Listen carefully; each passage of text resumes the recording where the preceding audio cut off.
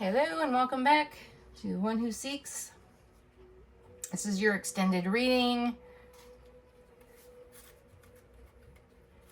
Okay. So Spirit, let's find out more about this situation, about going inside and then outside, and how to become more creative. Who's coming in to help us out here? Okay, we have the Nine of Pentacles. Yeah, here we are. We're being creative. We're making jewelry now. It looks like we're even selling jewelry. We're getting out into the world. Maybe you need to bring your business outside every once in a while, right? Because we're inside and we're outside. We're doing a little bit of both. Instead of being cooped up in your home office, we need to get outside, set up a booth, join some of those festivals that are in your local area, right? Of the things that you've created here. Okay, once again, we got a bird here on a tattoo. Looks like a quail a little bit with a weird head thing. California quail. Which are running around all over the place outside. And they're the cutest little things, little babies running around. And they're all fast and their little head feather bobs around. So 9 is the end of something, right? It's that end of the cycle. We got a snail here. And this says pentacles all over it, so it's really worth something. You know, it's worth something to you because you made it, you created it. It's also worth something to the buyer, right? Because you got to price it. How much is it worth? How much you want to sell it for? How much work did you put into it? How much did it cost for all the materials? And then you need some sort of a profit on top of that. You know, how much time did it take for you to make that? Okay, that's all going to go into your pricing. Oh, we have another 9. 9 nines. I mean, 9 of Swords, 9 of Pentacles. Okay. Hey, quit. Why are you barking? Barking at the birds outside? It's okay. It's okay. All right. The 9 of Swords is like sort of the headaches that you go through here. Trying to figure it out. Figure out your schedule. Figure out what it is you should be doing. How do I do this? What are the rules? What are the tools? How do I do it? And you're mapping it out here, and it's a little bit of a headache, right?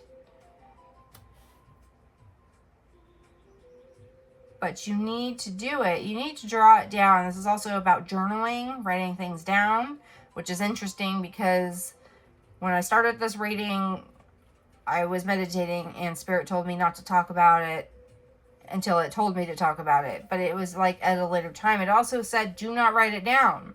I had my workbook open, everything, to write down what I was seeing. And they said, don't write it down.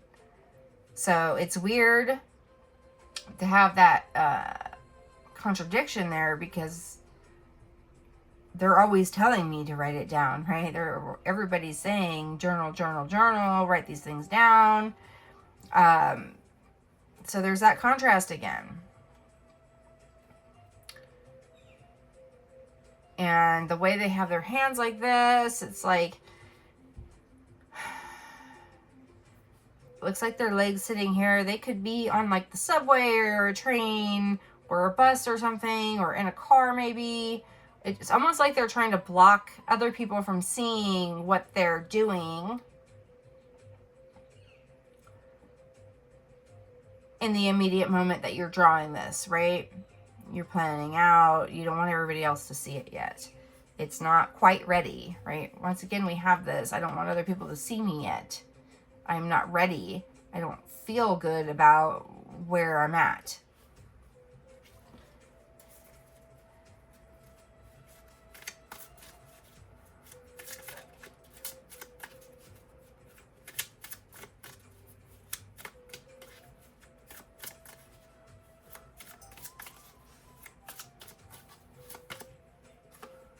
Queen of Swords.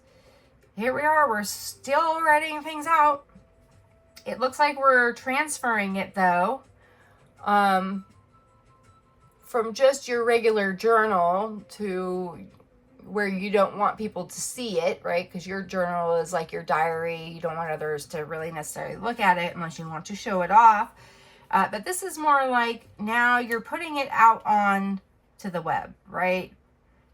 You got your journal back here. It's open. So you're using that as a reference to what you want to talk about. And now you're refining it, trying to figure out exactly how you want it done, right? We're narrowing this down. We're making it more organized. And then we're putting it on spreadsheets in our computer. We're uploading it to the computer. Now we are sharing it with the world, now that we've refined it.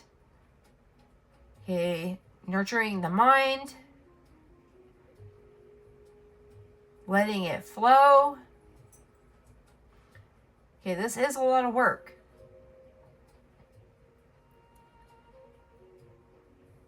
But let's see what we got over here, because what's going to happen here once all this work is going through? And where are the people that are supposed to help us? I want to know who's helping us with this, because it seems like we're just doing this alone right now.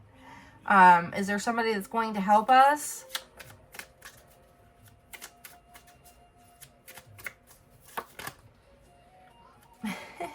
Nine of Wands. So this actually looks like a firefighter, right? The outfit that they have on, or cowboy, because it kind of looks like some sort of a cowboy hat. Could also be some sort of it's like sombrero like, or a beekeeper,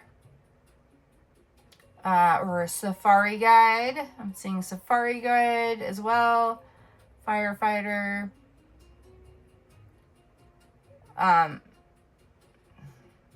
So this is a guide. Somebody is going to help guide you, right? The firefighter helps guide you out of the fire. The cowboy is usually corralling animals, farm animals, cows, sheep.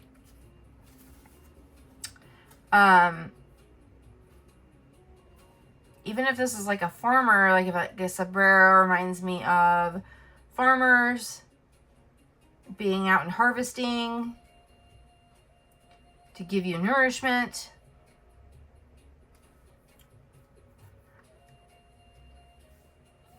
They're telling you about what needs to happen. They know these parts better than you do. So like they're the expert, right? They've been doing it for much longer. They'd had some training on this. Okay, the Knight is somebody who is a little younger, like a teenager, early adult. Wands are about passion and fire, fast movement, energy. So this person is passionate about what they do. They have a lot of knowledge about it. They might not necessarily be a total expert because they are the Knight. They are not the King. But they are an expert enough to help out the Queen. This is somebody who is of service to you.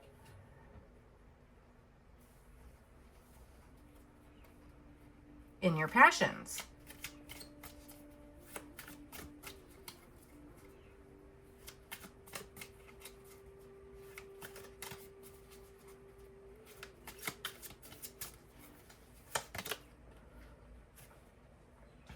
Eight of Swords. Yeah, this is untangling your limited beliefs. This is finding the key to open up that diary. See, once again, we got this like diary going on here. Right? A lot of writing. This is opening up your mind, I believe. Right? Because swords are about your thoughts. And this is all locked up. This is your journal that you've locked up. And now you're all entangled into these things and you can't seem to figure out how to open it. You're trying to like pry it open, but the keys are right there. Okay, this is talking about how things aren't linear. How your mind works is not linear. This is why you have all this chaotic congestion and mess going on. And you're just reeling. You're reeling in your head. Trying to unlock the secret that this person's going to help you with because they already know the secret. Ooh, the Tower. This keeps coming out too. You're getting thrown out here. 16, which is a 7, which is about spirituality and connecting with your higher spirit and source and vibe. Something's going to happen suddenly to where you are just kicked out, right? And I was talking about sidekick and kicking something out. Like I no longer work there, right? I'm kicking it out. I'm not doing that anymore. I don't like that energy. Get out. I can't be with you anymore. It's the old energy. We're getting rid of it. We're moving up to higher spirit. So this is kind of a forced thing, right? You get so uncomfortable with something that you can no longer stand it anymore. This person up here cannot stand this person anymore. Cannot be with them. Can't live with them. They're like, get out. I'm tired of your shit. There's a crown here, so they're like a king or a queen, right? We do have the queen over here. This could be the queen saying, get out, because look, she is looking out the window here, and in the window here. So this is the queen up here. This is the king down there. And she's saying, get out. I'm tired of your stubbornness, your demands, always telling me what to do.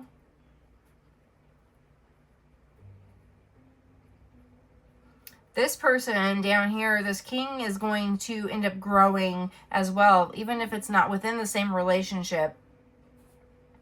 Because of this, right? It's going to make them forcefully and unexpectedly have to look at themselves and their shadow side in order to figure out, like, what happened here? Maybe this was something that just was totally unexpected. I thought everything was fine. It wasn't fine. Okay, we're moving up levels here. Both of them. Okay, one more spirit.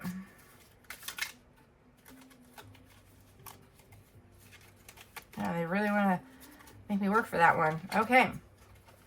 And the Queen of Pentacles. So we have the queen again. 2 queens. Okay. Now that you've kicked this person out, you can get to work. The energy is blocking you. This king's energy is blocking the queen's energy.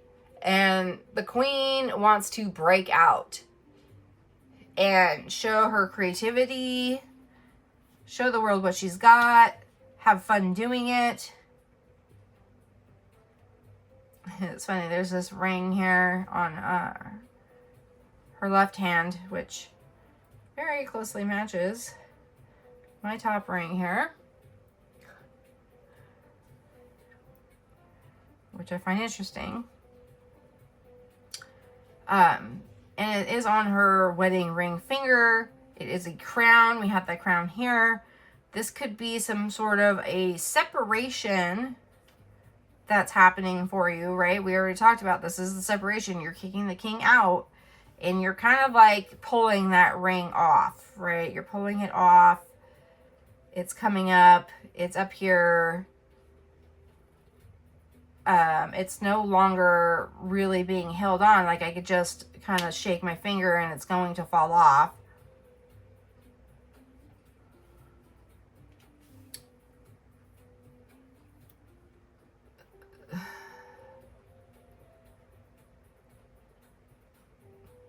But you're kind of holding on to it at the same time, right? It's still on your finger.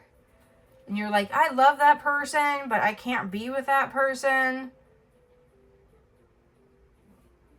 So there's this kind of like in between here of going back and forth, I feel like, with this person. But it's not, because you're so frustrated right now and you can't think. Your mind's just reeling all the time and it's all over the place. And it's because of the energy here that's affecting it, which is affecting you and how you feel and how your body feels good.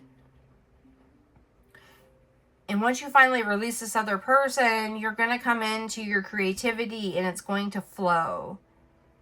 But you still have love for yourself. You're still the queen, so you're still going to wear your crown.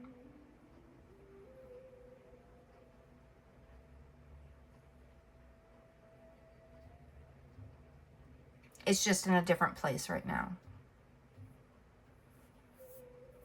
And maybe this love will come back later to where you could put this ring all the way back on. And it's funny, it's got this rabbit here because I have a drawing in one of my journals of a rabbit with a carrot held out in front of it on a stick. And it's like torturing this rabbit because the stick just keeps moving as the rabbit moves forward. It's probably attached to it somehow. And it's like, it's breadcrumbing, right? It's manipulation. It's trying to get somebody to follow you by offering something to them, by dangling it in front of their face, but then not really giving it to them.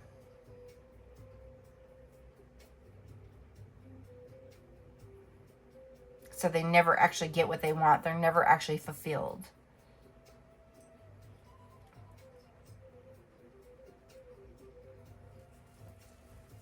But by themselves, they are fulfilled. They fulfill themselves. You're fulfilling yourself.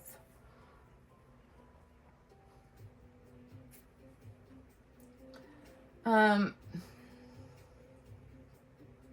really do want to know more about who this person is, though. So, Spirit, please give me more information. Can I get more specific information on who this person is or how we're going to meet them? When it's going to happen? Anything about this person that's coming in to help? Because it seems like we're just doing everything on our own here. They're very elusive. Two of Swords. See, here we are again at the computer with our notepad. Okay, but this is unity. Somebody's going to help you with organizing these swords again. Swords, writing things down. Your intellect, your mind, how you're putting things together. How you're communicating with others. Right? How do you get yourself out there for people to contact you?